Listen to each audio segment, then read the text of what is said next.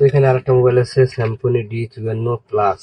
এটার চার্জিং সমস্যা। তো আমি আগে খুলে চেক করব যে কিসের প্রবলেম। সেটটা অনেক আগের D54 প্লাস।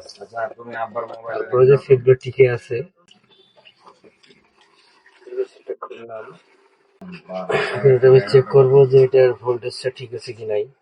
ভোল্টেজ যদি ঠিক থাকে তাহলে আর আমাদের পিনটা চেঞ্জ করতে হবে না। এটার ভোল্টেজ দেখাচ্ছে না, তার মানে এটার প্রবলেম আছে পিনটার। তো আমরা পিনটা চেঞ্জ করে দেব। পিনটা এই দেখেন, এটা D54 মোবাইলের। সচরাচর এই পিনটা আমরা অ্যান্ড্রয়েডেতে পাই, এই সেটটাতে আছে।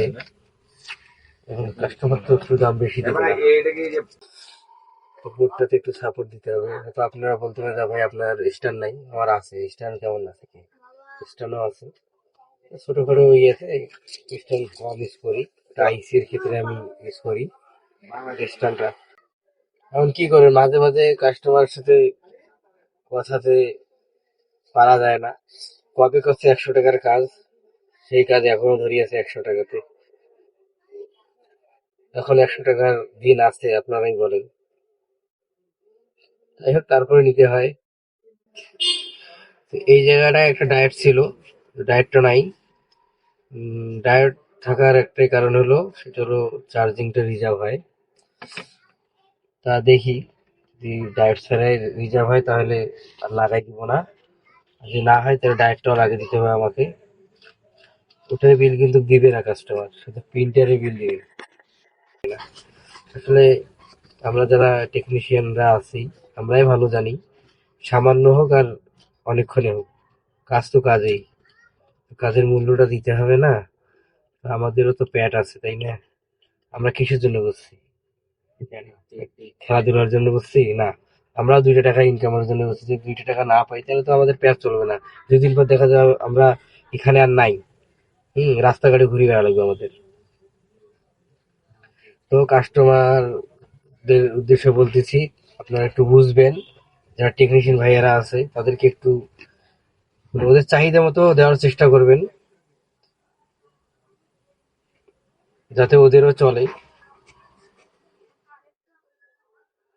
আর কোনো মেকারে চায় না যে একটা সেট ঠিক না হোক, খুব আপ্রাণ চেষ্টা করে যে সেটটা ঠিক হোক। ঠিক হয়ে গেলে 2টা টাকা আসবে তার পকেটে, আর ঠিক না হলে তো আপনার কেউ টাকা দেবেন না। তো মাঝে মাঝে দেখা যায় যে একটা সেট খুলতে গিয়ে ডেট হয়ে যায়, এখন কাস্টমার মনে করে যে আমরাই মনে হয় ডেট করছি। এটা কিন্তু হয়, ছোট টেকনিশিয়ানে হোক আর বড় টেকনিশিয়ানে হোক, সেট ডেট হবেই তার হাতে। যদি ডেট না হয়, সেট যদি নষ্ট না করতে পারে তাহলে ও টেকনিশিয়ান নয়। আমিও অনেক সেট নষ্ট করছি এ পর্যন্ত, জরিমানাও দিয়েছি। কাউকে দিছি, কাউকে দেয়নি। কেউ নিয়েছে, কেউ বুঝছে ব্যাপারগুলো, আর কেউ বোঝে নাই। তো যারা বুঝে তারা তো ভালো মানুষ, আর যারা বোঝে নাই তারাও ভালো। তাদের কথা আমি আপনাকে ভালো সেট দিচ্ছি, আপনি ভালো সেট দিতে হবে। তো ওই ক্ষেত্রে আর কি দিতে হয়েছে। তো আমাদের টেকনিশিয়ান ভাইরা যারা আছেন তারা একটু সতর্কভাবে কাজ করবেন, কাজগুলো যারা করতেছেন। আর যারা কাস্টমার ভাইয়েরা আছে তারাও একটু বুঝবেন আমাদের ব্যাপারগুলা। তো পিনটা লাগাইলাম, তো এখন একটু চেক করবো যে ভোল্টেজটা ঠিক আছে কি নাই। আলহামদুলিল্লাহ ভোল্টেজটা ঠিক থাকে তাহলে চার্জ তো হওয়ার কথা। আইসির দিকে যাব। তো ভোল্টেজ ঠিক আছে, যেটা ভোল্টেজ দেওয়ার কথা ছিল ওটাই দিছে, 5.148 বা 9, এটা এই যে সামথিং। এখন আমরা ব্যাটারি নিয়ে দেখবো যে ভোল্টেজটা কত আছে। তো ঠিক আছে, যেটা ভোল্টেজ থাকার কথা 4 পয়েন্ট আছে, 3 পয়েন্ট থাকলেও হবে। এখন ব্যাটারি দিয়ে চেক করবো যে সেটা চার্জ হয় কি না হয়। যদি চার্জ হয় তাহলে আলহামদুলিল্লাহ ফিটিং টিটিং করে রেখে দেবো।